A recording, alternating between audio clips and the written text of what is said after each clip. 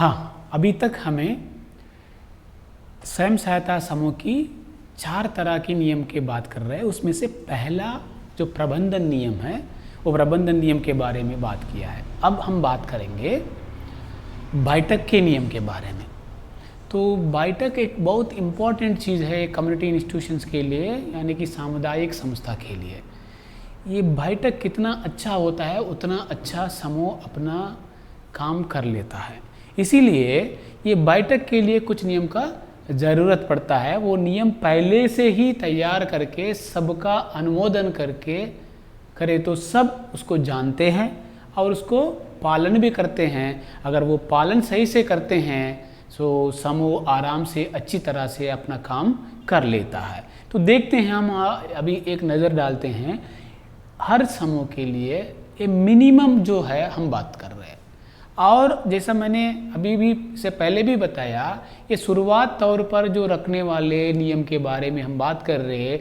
जैसा समूह का कार्य वृद्धि होता रहता है, समूह का एक्टिविटी बढ़ता रहता है, भले कुछ नियम को वो बदल सकते हैं, कुछ ज़्यादा कुछ ऐड कर सकते हैं और कुछ निकाल भी सकते हैं, जैसा अपनी मनपसंद वो लोग कर सकते हैं। लेकिन सबकी बीच में चर्चा करके उसके ऊपर सबकी सहमति लेकर जो भी नियम को बदलना है वो बदल सकते हैं।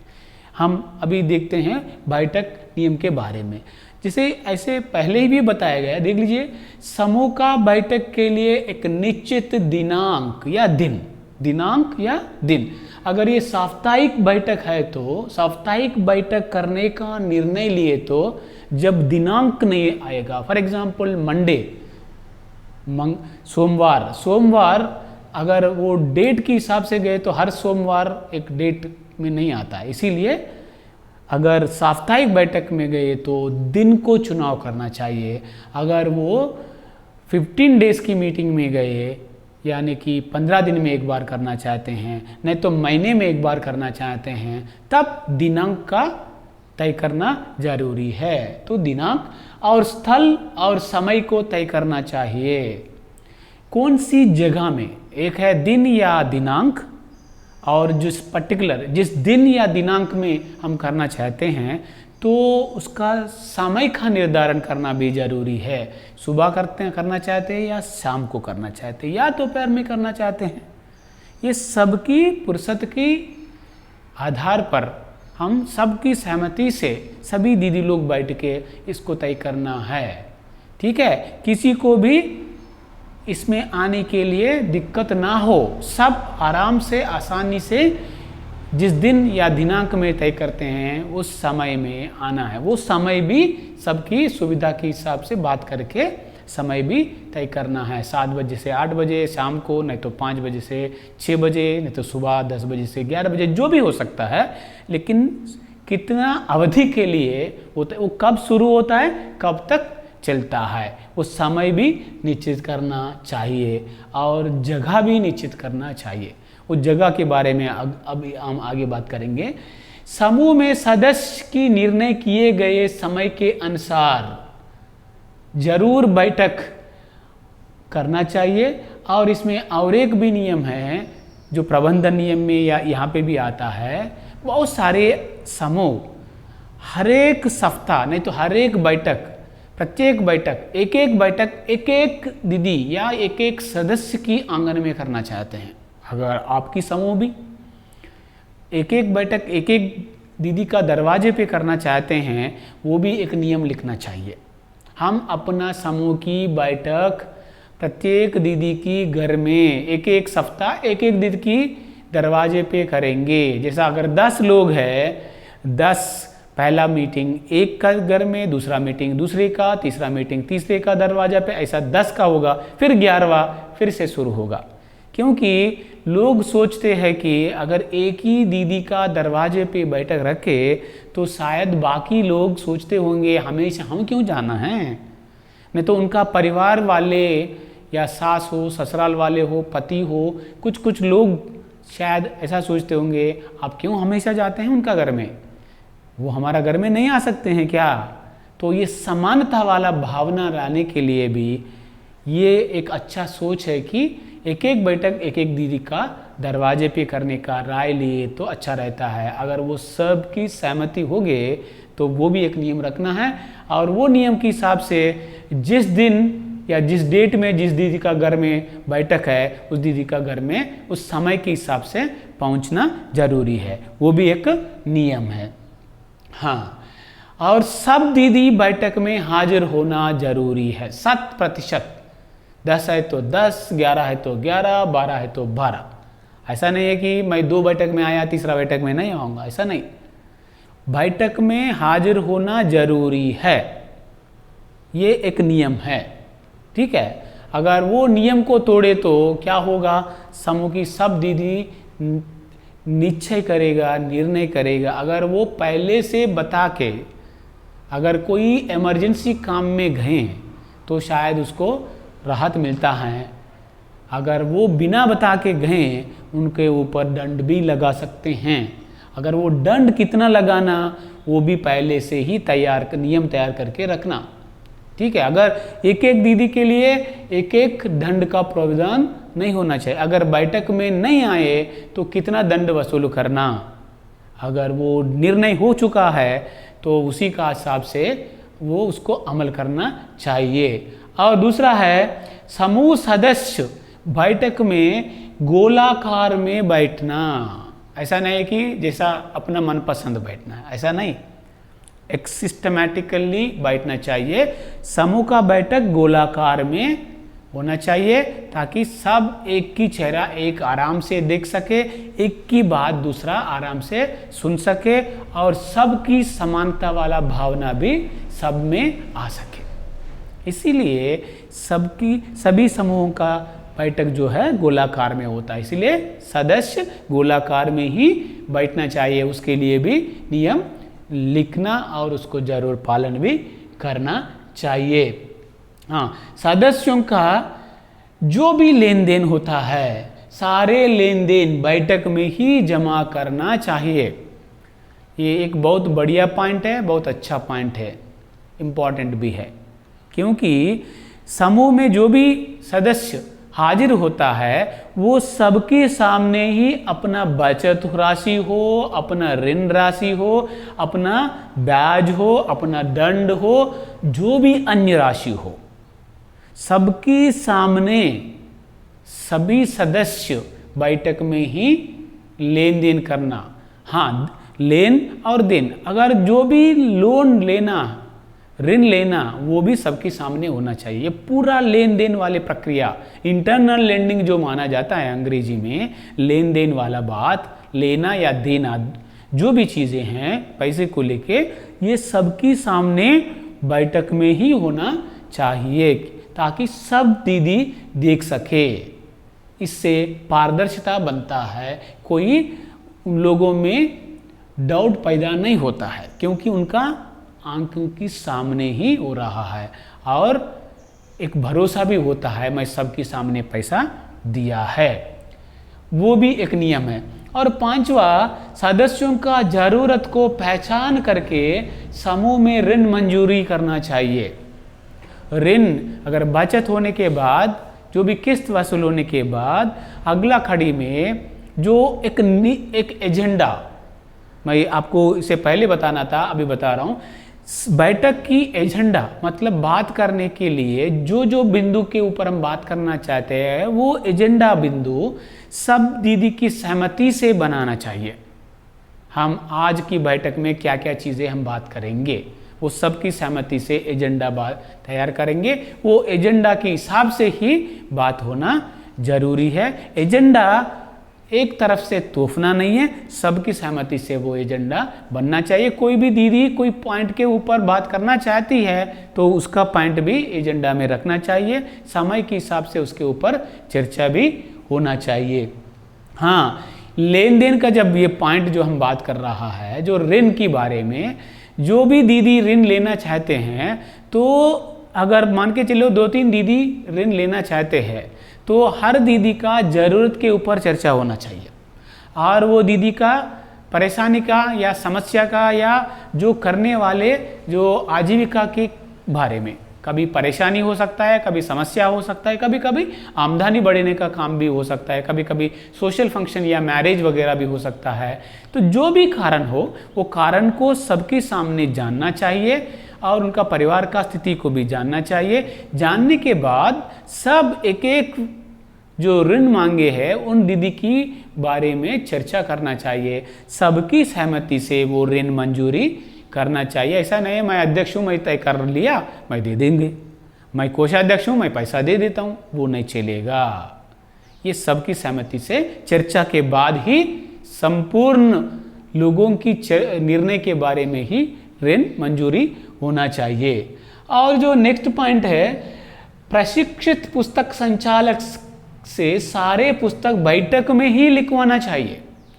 ऐसा नहीं है हमने पुस्तक संचालक को प्रबंधन नियम में बात किया है, एक हमारा समूह की जो पढ़े लिखे दीदी को हमने पुस्तक संचालक का जिम्मेदारी दिया है, तो वो पुस्तक अपना घर में रखती हैं, वो अपने हिसाब से लिखती हैं, वो नहीं चलेगा, ये बिल्कुल गलत काम है।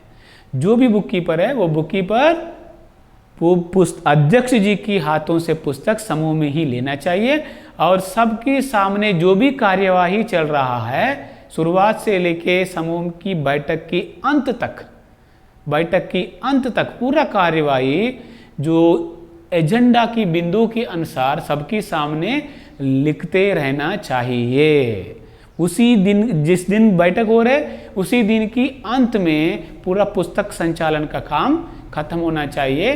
ये एक नियम है, ये नियम को पालन करना जरूरी है, ठीक है। और जो नेक्स्ट नियम है, हाँ, हर बैठक में बैठक का अध्यक्ष का चुनाव करना जरूरी है। जैसा मैंने अभी भी बताया, अगर मान के चले उन लोगों में हर सब व्यक्ति में महिलाओं में मेंबर्स में सदस्यों में लीडरशिप का क्वालिटी बढ़ाना चाहते हैं, नेतृत्व का लक्षण बढ़ाना चाहते हैं, तो क्या करना पड़ता है, हमने सबको मौका देना पड़ता है। अगर वो मौका क्या हो सकता है, ये एक अच्छा समूह का लक्षण है। एक एक बैठक को चलाने का जिम्मेदारी एक दो दीदी को दिया जाता है, मतलब वो टेम्पररी लीडर है।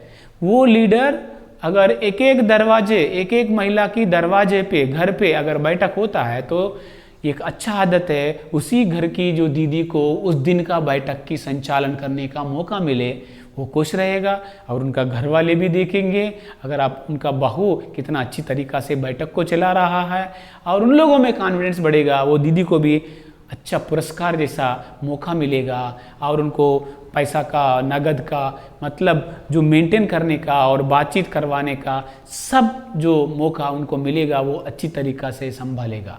तो धीरे धीरे हर एक महिला में एक कॉन्फिडेंस बिल्डिंग जो बात है वो निश्चित तौर पर हो सकता है। इसीलिए ये भी एक नियम आप रख सकते हैं, एक एक बैठक एक एक सदस्य की दरवाजे पे करना है, और जिस दिन जिस दीदी का घर में बैठक होता है उस दिन उसी दीदी को उस बैठक का संचालन करने का यानी का नेतृत्व करने का मौका दिया जाता है। देख लीजिए, ये बहुत अच्छा समूह का लक्षण है, ये भी एक नियम होता है, ठीक है। हाँ, हमारा जो 2 साल के लिए नेता का चुनाव हो चुका है, लेन देन वाला काम पूरा जो बैंक से लेन देन है वो पूरा हमारा जो चुनाव किया गया नेता ही करते हैं, लेकिन हम जो बात कर रहे हैं उस प्रत्येक बैठक के बारे में, उस बैठक में वो काम करते हैं, बस उतना ही है और कुछ नहीं है। ये एक आदत लाने के लिए, लोगों में डर को दूर करने के लिए, लोगों में विश्वास बढ़ाने के लिए और नेतृत्व लक्षण बढ़ाने के लिए ये एक अच्छा नियम है, ये पालन करना जरूरी है। और जो है नेक्स्ट है, समूह का बैठक में सामाजिक समस्या और सरकारी योजना के बारे में चर्चा करना चाहिए।